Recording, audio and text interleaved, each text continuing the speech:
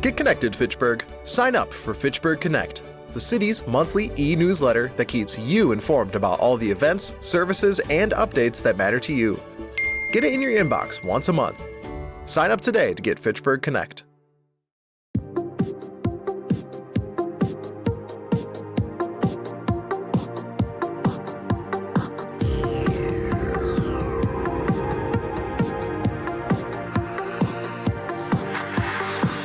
Hi, I'm Jeremy Crosby. And I'm Nick Boucher.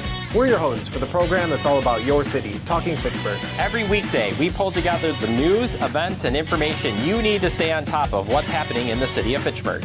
Find Talking Fitchburg on cable TV, Roku, Amazon Fire, Apple TV, and our live stream on the web. Plus, you can find all our headlines and stories on Facebook, YouTube, and our video on demand service. This is your city. Keep up with Talking Fitchburg and the issues affecting you and your neighbors.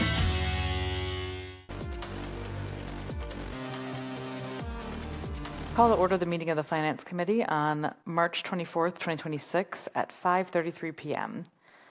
First item of business is the approval of minutes. We'll need a postponement of the draft minutes from March 10, 2026 because they were not included in the packet. I move we postpone the approval of minutes until we can actually see them. All right, motion to postpone by Alder Jetzer to the next meeting. All in favor of postponing, say aye. Aye. Aye. Motion carries unanimously. We are postponed. The next is item 3, public appearance for non-agenda items. We have nobody in chambers and nobody online for non-agenda items. So we'll move on to item 4, finance director report. Our finance director is out of town, but our accountant, Robert, is here. You have the floor. Thank you. Good evening. As mentioned in the last meeting by Misty, the auditors were here doing their field work between March 9th and the 13th. That is now over. The audit presentation to the Finance Committee will be at the Finance Committee on June 9th. They will report on that. And that is all I have to report. Nice and easy. Any questions?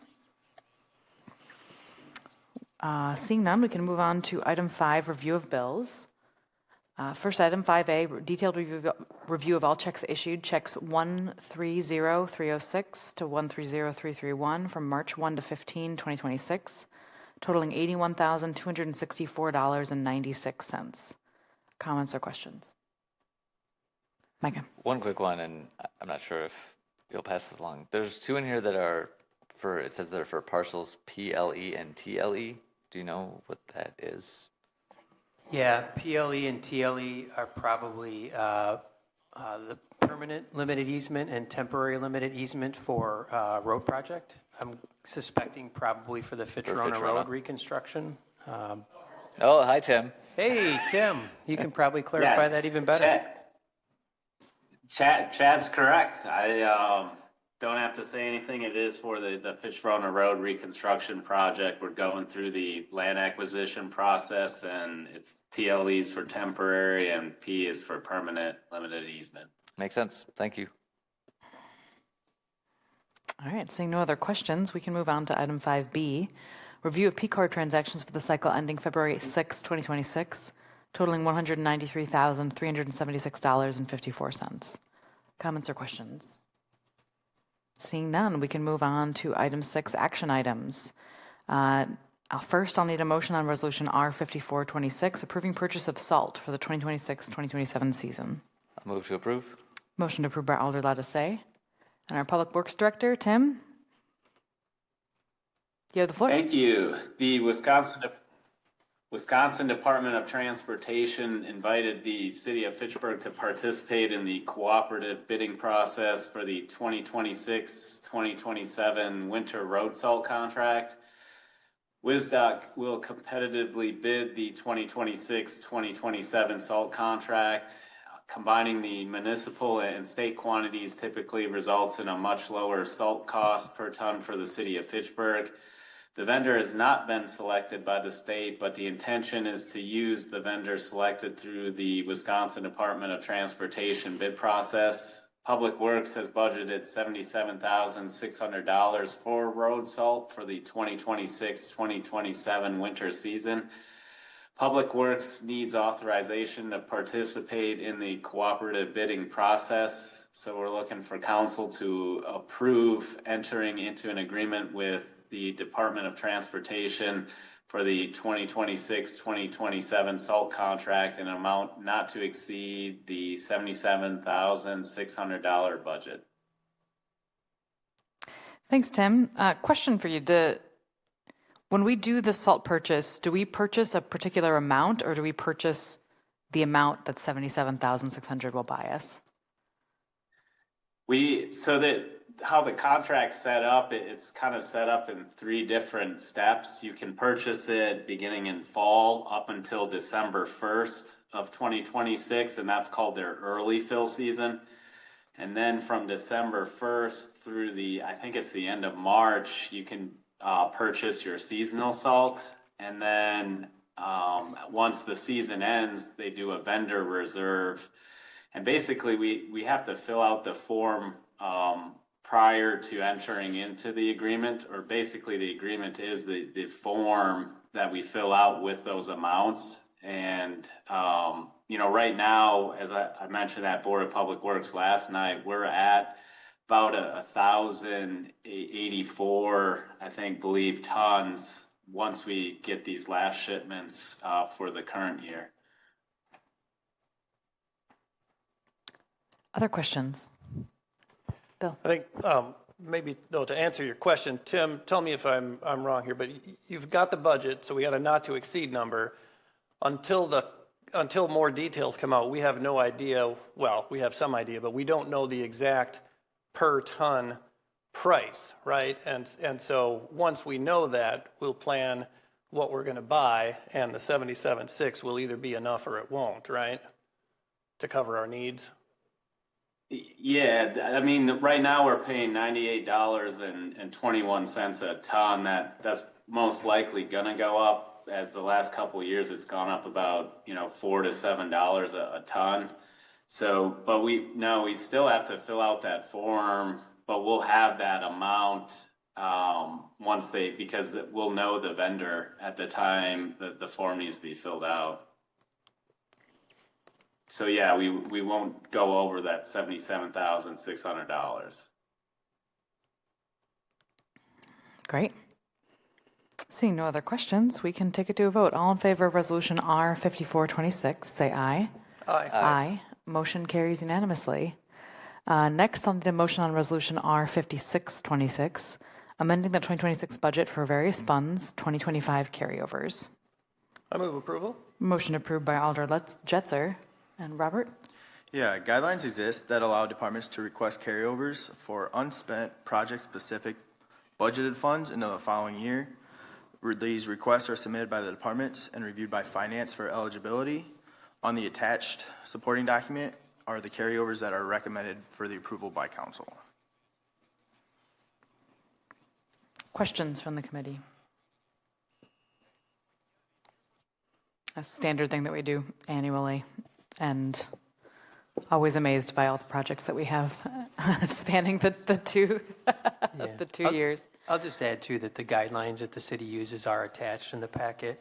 So any members of the public that are curious what goes into the decision-making process, those are listed. And then to your point, most of the stuff is project related. The vast majority of our capital projects, and those are typically more expensive projects and items. So that's why you see a higher dollar amount there. All right. Seeing no other questions, we can vote. All in favor of Resolution R 5626, say aye. Aye. Aye. Motion carries unanimously. Moving into 6C, I'll need a motion on Resolution R 5826, approving the award of the Police Services Facility audio-video work. I'll move to approve. Motion to approve by Alder Chad? Yeah, I can cover this one. So you may recall that the city had bid out the audiovisual equipment for the new police services facility last fall, I believe it was, and we only received one bid that was considerably over budget, and the Common Council rejected that bid. City staff worked with the one proposed bidder in the last solicitation, if you will, to review the scope of the project and make some modifications to the scope, as well as seek alternative pricing. And we learned that we were able to use some pricing that this vendor has through the UW system pseudo contract pricing. And that was able, through a combination of the new contract pricing and then also the scope revision, to reduce the cost of the equipment from just over $500,000 to just under $400,000. And then what you also have on this is a 10% contingency. So city staff is requesting approval to proceed with this order for just under $440,000 with contingency. Thanks, Chad. Questions from the committee? Bill? Not really questions, just a comment from the Board of Public Works meeting last night. We had asked, the original amount was $250,000. The one and only bid came in at $500,000. This is now $400,000, still significantly over the $250,000. But it was explained that between the original estimate and the, what actually went out for bid, the scope changed, and FG&M's engineer had estimated approximately $400,000 for the work. So this is basically at the engineer's estimate now. Thanks, Bill, for that extra context. No, that was my question, was what was the original? So I appreciate that. Seeing nothing else, we can vote. All in favor of resolution R5826, say aye. Aye. Aye. Motion carries unanimously. Next, I'll need a motion on resolution R5926, approving agreement for professional services for the design and construction administration of the Fitchburg City Hall and Community Center renovation project. I move approval. Motion approved by Alder Jetzer. Chad? Yeah, I can cover this one as well. The city has been working with O'Crowley 646 Design LLC on the initial planning for City Hall space needs and the forthcoming remodel after the police department vacates the first level and basement of City Hall. And what you have before you is, I guess I'll back up just a little bit. We've been working with Dawn O'Crowley on initial concepts associated with the remodel. And in the future, we certainly, more than likely through the CIP process, will be looking to provide a good update to the Common Council on where things are trending. But ultimately, city staff feels, based upon our initial work with O'Crowley 646 Design and the concepts that they have been presented, that it is appropriate to continue our work with Dawn. And what you have before you now is a new contract with Dawn for professional services for the design and construction administration of the City Hall and Community Center renovation project. It makes sense from a city staff perspective to continue with Dawn and her team based upon the initial work that's been completed and the satisfaction that the city has had with the concepts that she's been providing. So the total, we're still working to finalize the estimated cost for the project and finalize the scope. But there are a few things within the project, that once we have those during the CIP process, we'll be able to really ideally have a good overall project estimate. So what you have before you now is an estimate here in the referral sheet. I do need to pull up exactly what the cost was, if I recall correctly, is right around 700 and some thousand here. Hang on one sec. So the fee for this particular work, including the subcontractors that Dawn would be working with on other components of the design and construction drawings, is about $675,000, and then with a 10% contingency, we're looking at a total amount of just over $740,000. In looking at the overall scope of the project and total cost, the fees of about 8.5% are in line, and they're about 6.7% of the overall project cost. Questions? Questions in the committee? Bill? More commentary from the Board of Public Works meeting last night. So this is precipitated primarily by the police moving into the new facility across the street. However, this renovation is far more comprehensive than just the police department, the current police department space. So this is going to be, my understanding, the entirety of City Hall plus some of the community center, which is why, we're talking about this dollar amount. Yeah, thank you for that additional clarification and information, Alder Jetzer. That is correct information that the entire, all 4 floors of City Hall would be remodeled. If you walk around City Hall, while it has been maintained quite well, and I give a really good hats off to our building maintenance team who spends a considerable amount of time ensuring that this building looks as nice as it does. But we've deliberately held off on carpet replacement in a number of locations, knowing that at some point there would be a remodel, and same goes with paint, same goes with office furniture. All of these things that at some point in time we knew would need to be replaced through a much larger project, instead of trying to piecemeal it together when, a carpet hallway, it was evident that it needed to be replaced. So we tried to be very